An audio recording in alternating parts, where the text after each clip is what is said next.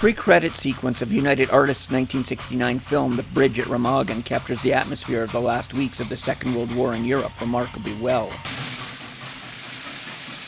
On the one hand, the beaten German army is represented by a slow-moving train full of wounded soldiers, tired and defeated. In opposition is the U.S. Army, depicted as fast-moving, mechanized, and not stopping for anything. Without a single word of spoken dialogue, we get a basic picture of what is happening in the war. The Germans are retreating behind the Rhine, the Allies are advancing at breakneck speed to invade Germany and end the war. The first dialogue occurs in a German headquarters. A field marshal, presumably an army group commander, gives orders to one of his generals. These are your written orders. In the present conditions, I must require your counter-signature. Quite clear, Herr Feldmarschall. I'm to destroy Remagen Bridge at the earliest possible moment. These are grim times indeed, but the German orders are clear, and the dialogue sets the plot in motion. What a brilliant plan to shorten the war. Do just what the enemy wants.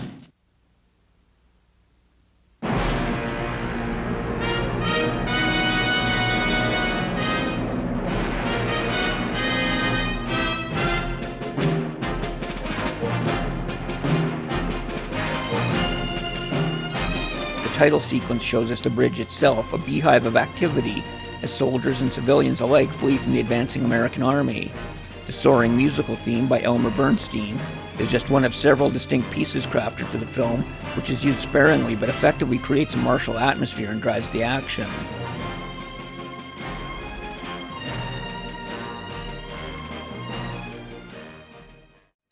The Americans are set into motion with a single line of dialogue from their own general.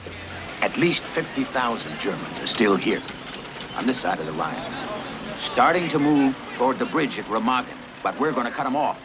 Be nice if that bridge would still be in one piece when we got there, wouldn't it, General? Forget bridges.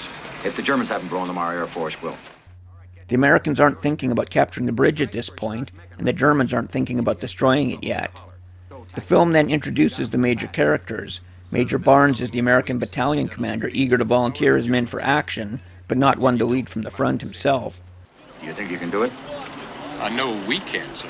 It's our only chance to grab the 15th Army before it reaches the Remagen Bridge and hightails it across the Rhine.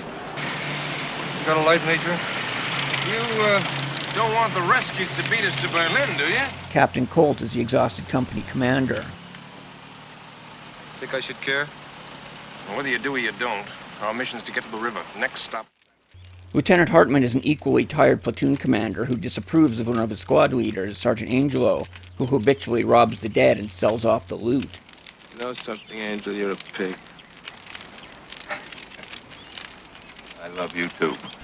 We briefly meet some of the American soldiers, and they're soon off to the races with an energetic musical sting that transitions into a Teutonic-sounding march as we meet the main German character, Major Kruger.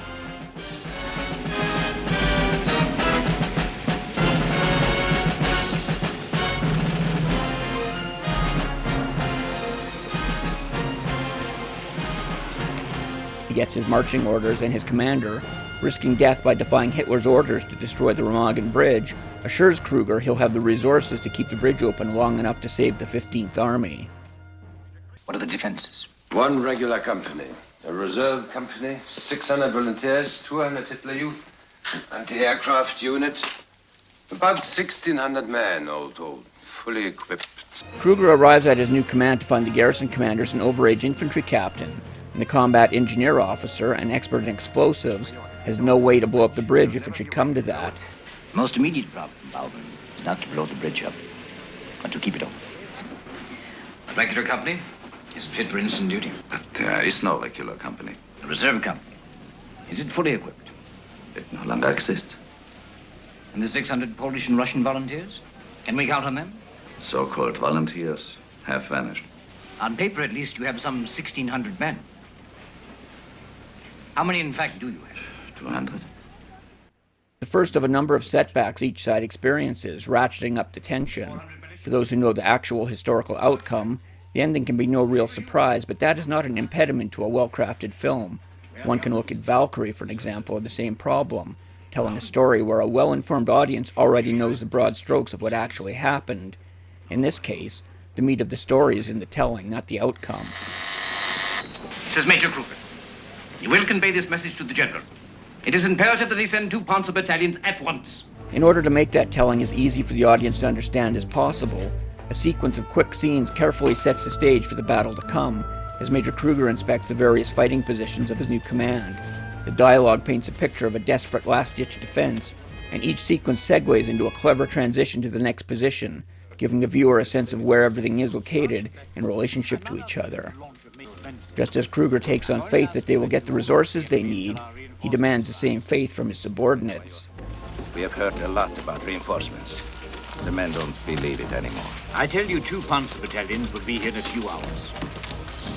Do you believe me? Yes, Herr Major. Then you make your men believe it. You understand?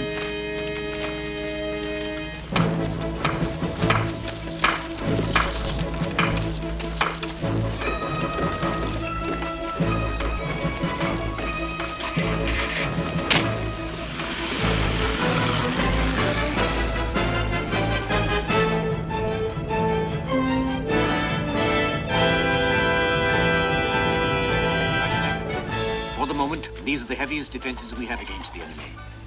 A great deal depends on you. Yes, Herr Major. Good.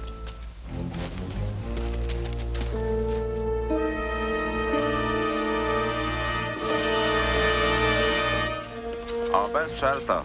The whole mountain above us. The whole damn German army's on the run. Well, maybe not here. Maybe they're not pulling out here. What, so you're gonna stop at every farmhouse, every lousy bend in the road? I don't know. And we cut back to the Americans who face their own first setback as the Germans make it clear they're not yet willing to just surrender. You don't like riding point. I don't like riding point.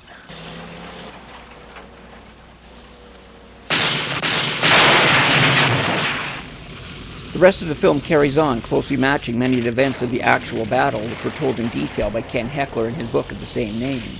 The Americans stumble on the still-standing bridge, and suddenly, both sides are changing their strategy.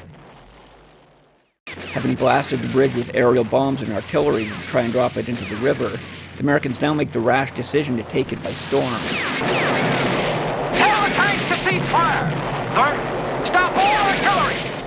Tell them to hit the far side with smoke! Yes, sir. We're not gonna blow that bridge, Barnes. We're gonna take it. The Germans, who have been trying to keep the bridge open as an escape route for their own forces west of the river, now realize they can no longer prevent its capture and must try to blow it up with the limited resources on hand. Both sides pursue these goals for the rest of the film. There are few wasted scenes in the movie. Each builds up to tension and develops the characters. Only 2 situations seem extraneous to the main story: an unlikely assault on a river barge and the pointless introduction of a female character who flits in and out of the movie in the space of a couple of minutes, just long enough for an obligatory topless scene which seems to have been a staple of late 60s and early 70s films. The restrictive Hays Code was replaced in 1968 by the MPAA film rating system, and filmmakers were starting to experiment with newfound freedoms. The film is otherwise relatively family-friendly. There is much violence but little gore, and a single use of the F-word is muted on the soundtrack. That's a court-martial for you, Sergeant. You're dead. The relative lack of profanity throughout the film is notable, and the precision F-strike makes Sergeant Angelo's outburst that much more impactful. His dislike of Major Barnes is crystal clear and greatly adds to the tension of the scene. There are many questions left with the viewer about duty and war, and the film is an excellent tool for discussion of these themes. Are you going to try to kill us all? It is our duty. Your duty and mine is to these people. There are no slow-motion heroics in the film, but characters on both sides display an understated moral and physical courage that has become increasingly absent from motion pictures. The film had a restricted adult rating at the time of release, but would likely be considered tame by current standards. The film made no great impact on release, receiving lukewarm praise from reviewers like Stephanie Petit, who called it not bad for a war movie, and called out Robert Vaughn for his strange British accent. Vaughn addressed his accent in a contemporary interview. Have you ever done a German accent before? No, and I'm not doing any classic German accent in this picture. I'm doing more of a British, Oxford-educated German accent, which sounds more British than German. When the film debuted on network television in 1977, it was described as a melodrama. Its cable debut on HBO received a little more hype, described as a tense action-filled drama. More recently, the film has been rated by 11,000 Internet Movie Database users and received a respectable 67% rating. Just over 2,500 Rotten Tomatoes users have rated the film, but just over half of them rated it 70% or higher. Of the 5 professional critics cited by Rotten Tomatoes, who seem to be mostly bloggers with no interest in war history, only one rated it higher than 70%, but their scores average out. The producer, David L. Wolper, noted in a recent memoir that the film was criticized at the time of release for being both too realistic and not realistic enough. Bridge At Remagen in Czechoslovakia, and I was there when the Russians invaded Czechoslovakia and had to finish. We had to leave the country. I finished the picture in Hamburg and in Italy. He added, "Given the circumstances, I think it is a fine picture, and it plays quite often on television.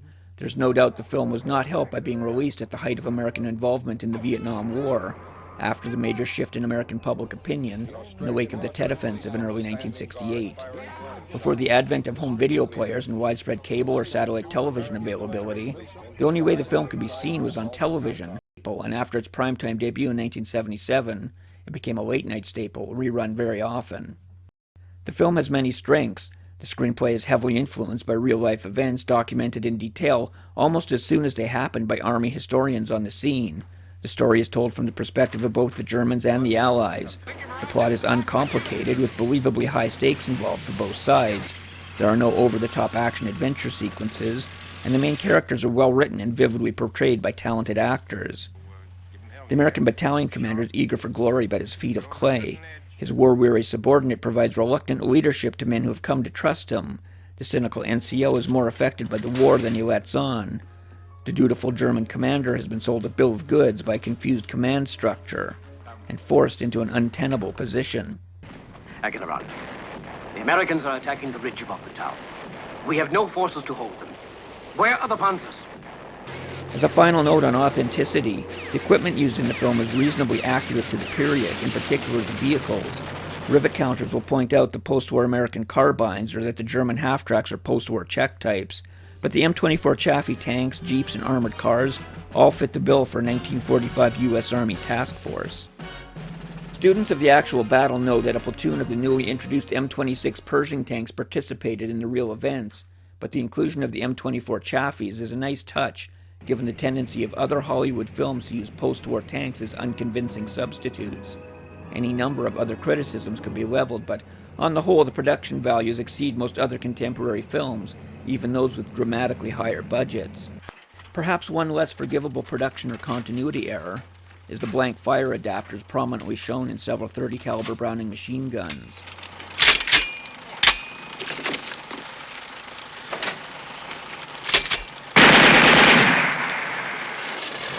Snap like that again, Bissell, your ass. Much has been written about how the crew fled Czechoslovakia when the Soviet Union invaded the country during filming. The latest revised version of Ken Hechler's book has a chapter devoted to the production of the film, reprinted from a 1969 issue of TV and Movie Screen magazine. For his part, Hechler approved of the film and described it as 95% accurate, dismissing the speed of the American advance in the opening sequence and the inclusion of a female love interest, no matter how brief, as the only major sequences wildly out of sync with his own real-world experiences as a U.S. Army historical officer attached to the 9th Armored Division in March 1945. He stood on the actual bridge within hours of its capture and interviewed soldiers who had participated in the fighting as part of a 4-man team of U.S. Army combat historians. Hechler's book paints a vivid portrait of the men who actually fought the battle, and while the film changes names, in the words of TV and Movie Screen magazine, for legal and dramatic reasons, the screenplay seems to capture well their spirit. Comparison of the finished film to early drafts of the script shows the anti-war rhetoric and counter-culture material was toned down considerably during production. For example, a chaplain character was removed from the script entirely, having been there only for a more Hamlet-like Hartman character to deliver sanctimonious commentary on the nature of war to. The film's development is discussed in detail in Cinema Retro magazine, as explained in the video description and end credits. Second Lieutenant Carl Timmerman, in real life the first officer to cross the bridge to the east bank of the Rhine, was described in Hechler's book by veterans who served with him. Some thought he was a disciplinarian. I thought I'd take a photography. Clean it! Others remembered Timmerman as an officer who wasn't afraid to speak his mind to senior officers. He was my friend, too. Bullshit. Would you, care to rephrase that, Lieutenant? You don't have any friends out here, Major. Likewise, Hauptmann Willy Bratka was a slight, older soldier who was a school teacher in civilian life. I told him to go home. Nothing would happen. He asked me because in peacetime I'm the schoolmaster here in Remagen. Major Hans Scheller was a 32-year-old staff officer working at the headquarters of the 67th Army Corps, who was dispatched to Remagen to provide an estimate of the situation for his general and take over combat command of the defenses. The individual fates of Scheller and Bratka, which won't be spoiled here, are depicted accurately by their fictional counterparts in the film. The depictions of combat on the whole seem less stage-managed than other productions and more realistic, particularly if taken with the words of James F. Dunnigan to heart. Dunnigan is a name known well to commercial wargaming enthusiasts as one of the true pioneers of that hobby. His career as a prolific commercial wargame designer expanded into military and political analysis and consultation for the U.S. government and mainstream media. In his book, The Complete Wargames Handbook, he makes an offhand remark that most casualties in warfare, especially modern warfare, are nothing more than successful ambushes. It's an interesting statement against which the fictional combat scenes in The Bridge at Remagen can be compared. In the fictional world on screen, most of the combat depicted in the film could reasonably be described as ambushes.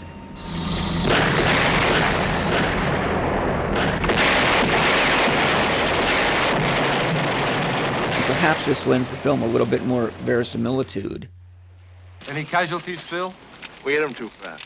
The film isn't without its drawbacks, and these revolve around the era in which the film was shot. The officers on both sides express a hostility toward authority that at first blush seems more representative of 1960s counterculture than of the officers who fought in the actual battle. Ours or theirs? Enemy planes, sir. But who is the enemy? According to J. Hyams' book on war movies, it was not the purpose of The Bridge at Remagen to identify the enemy. The purpose of the film was to make a historic event into an exciting, entertaining spectacle. The characters of the participants are incidental to the well-staged battle scenes. But one of the GIs is robbing the dead made the film seem more realistic to an increasingly cynical audience. The Vietnam War was responsible for some of this cynicism. The anti-heroic stance of many of these films reflects a growing disillusionment with the military.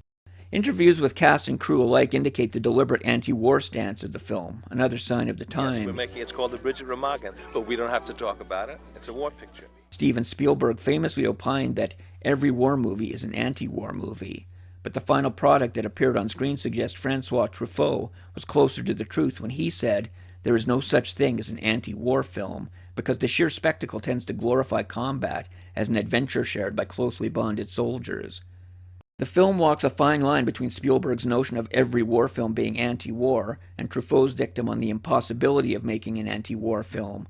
To this day, audiences are divided on what to make of The Bridge at Remagen, which may be proof that the filmmakers succeeded in deftly splitting the difference. The Bridge at Remagen is an entertaining, atmospheric, and reasonably historically accurate film, which manages to be thought-provoking without being weighed down by unnecessary and heavy-handed moralizing. This film is recommended for both its technical merits and entertainment value. The film is reasonably free of war movie tropes and manages to capture the feel of the closing weeks of the war with an accuracy that other movies such as Fury fail to do. Murray! Send a signal to Major Barnes with the main...